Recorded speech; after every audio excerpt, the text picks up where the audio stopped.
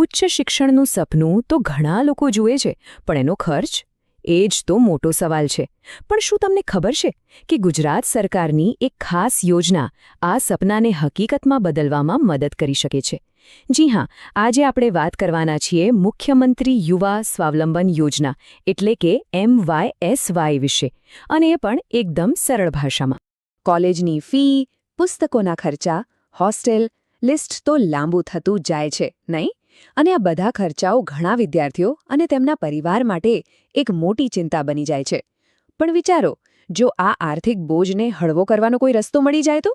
બસ, આજે આપણે એ જ રસ્તાની વાત કરવાના છીએ. તો આજે આપણે આ MYSY યોજનાને 4 સહેલા ભાગમાં સમજીશું. સૌથી પહેલા જાણીશું કે આ યોજના આખરે છે શું. પછી એ જોઈશું કે કોણ આનો લાભ લઈ શકે છે. ત્યાર પછી ટ્યુશન ફીમાં કેટલી મદદ મળે છે અને પુસ્તકો, હોસ્ટેલ જેવા બીજા કયા લાભો મળે છે એની પણ વિગતવાર વાત કરીશું. તો ચાલો શરૂ કરીએ. ચાલો આપણા પહેલા વિભાગથી જ શરૂઆત કરીએ. આ મુખ્યમંત્રી યુવા સ્વાવલંબન યોજના એટલે કે MYSY છે શું? એકદમ સરળ શબ્દોમાં કહીએ તો આ ગુજરાત સરકારની એક જબરદસ્ત સ્કીમ છે, જે હોશિયાર વિદ્યાર્થીઓને આર્થિક રીતે મદદ કરે છે. આનો મુખ્ય હેતુ એ જ છે કે કોઈ પણ ટેલેન્ટેડ વિદ્યાર્થી પૈસાની તકલીફના કારણે ઉચ્ચ શિક્ષણ લેવાથી પાછળ ન રહી જાય. અને હા, એક વાત ખાસ જણાવી દઉં, અહીં જે પણ માહિતી આપવામાં આવી રહી છે એ બધી સીધી સરકારી ડોક્યુમેન્ટ્સમાંથી જ લીધેલી છે, એટલે માહિતી એકદમ સાચી અને ભરોસાપાત્ર છે. આ યોજના 2015-16માં શરૂ થઈ હતી અને ત્યારથી લઈને આજ સુધી આ યોજના ગુજરાતના હજારો વિદ્યાર્થીઓ માટે ઉચ્ચ શિક્ષણ મેળવવામાં એક મજબૂત આધાર બની છે. ઓકે, યોજના વિશે તો જાણી લીધું, પણ હવે આવે છે સૌથી મહત્વનો સવાલ. આ યોજનાનો લાભ કોને મળી શકે? શું તમે તેના માટે પાત્ર છો? ચાલો, એની મુખ્ય શરતો શું છે એ જોઈએ. તો જુઓ, અહીંયા થોડા નિયમો છે. ધ્યાનથી સમજજો. જો કોઈને ડિપ્લોમા કોર્સમાં એડમિશન લેવું હોય તો ધોરણ 10માં 80 કે તેથી વધુ પર્સન્ટાઇલ હોવા જોઈએ. બેચલર ડિગ્રી એટલે કે ગ્રેજ્યુએશન માટે ધોરણ 12માં 80થી વધુ પર્સન્ટાઇલ જરૂરી છે. અને હા, MBBS માટે તો નીટ પરીક્ષા ક્વોલિફાય કરવી ફરજિયાત છે. આ બધાની સાથે સૌથી અગત્યની શરત એ છે કે પરિવારની વાર્ષિક આવક 6 લાખ રૂપિયાથી ઓછી હોવી જોઈએ. સારું, માની લઈએ કે કોઈ આ બધી જ શરતો પૂરી કરે છે, તો પછી ખરેખર ફાયદો શું મળશે?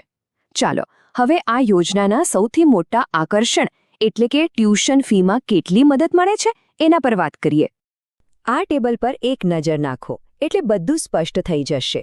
મેડિકલ અને ડેન્ટલ જેવા કોર્સ માટે સરકાર વાર્ષિક 2 લાખ રૂપિયા સુધીની મદદ કરી શકે છે.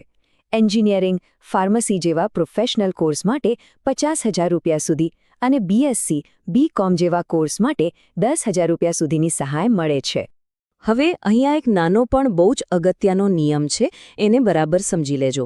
તમને જે સહાય મળશે એ તમારી વાર્ષિક ફીના 50% અથવા તો જે તે કોર્સ માટે નક્કી કરેલી મહત્તમ રકમ, આ બેમાંથી જે ઓછું હશે એટલી જ મળશે. દાખલા તરીકે, જો કોઈની એન્જિનિયરિંગની ફી 80,000 રૂપિયા છે તો એને 50% મુજબ 40,000 રૂપિયા મળશે, પૂરા 50,000 નહીં.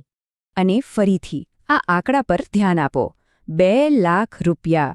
વિચારો, જે વિદ્યાર્થીઓ ડોક્ટર કે ડેન્ટિસ્ટ બનવાનું સપનું જોઈ રહ્યા છે તેમના માટે આ કેટલી મોટી રાહત કહેવાય. તેમની ફીની અડધી ચિંતા તો અહીં જ પૂરી થઈ જાય. પણ વાત અહીં પૂરી નથી થતી. MYSY યોજના ખાલી ટ્યુશન ફી આપીને અટકી નથી જતી. ચાલો આપણા છેલ્લા વિભાગમાં જોઈએ કે બીજા કયા ખર્ચાઓમાં આ યોજના મદદ કરે છે.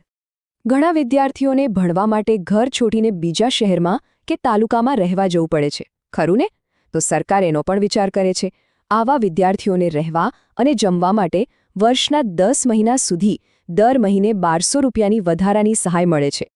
અને એટલું જ નહીં, કોર્સની શરૂઆતમાં પુસ્તકો અને બીજા સાધનો ખરીદવા માટે વન ટાઈમ હેલ્પ પણ મળે છે. મેડિકલ અને ડેન્ટલના વિદ્યાર્થીઓને 10,000, એન્જિનિયરિંગના વિદ્યાર્થીઓને 5,000 અને ડિપ્લોમા કોર્સના વિદ્યાર્થીઓને 3,000 રૂપિયાની સહાય આપવામાં આવે છે. તો અંતે બસ એક સવાલ. આટલી બધી મદદ મળીને કોઈ વિદ્યાર્થીનું ભવિષ્ય કઈ રીતે બદલાઈ શકે છે? આ માત્ર પૈસાની મદદ નથી, ખરું ને? આ તો સપનાઓને પાંખો આપવા જેવી વાત છે, જેથી કોઈ પણ હોશિયાર વિદ્યાર્થી આર્થિક કારણોસર પાછળ ન રહી જાય.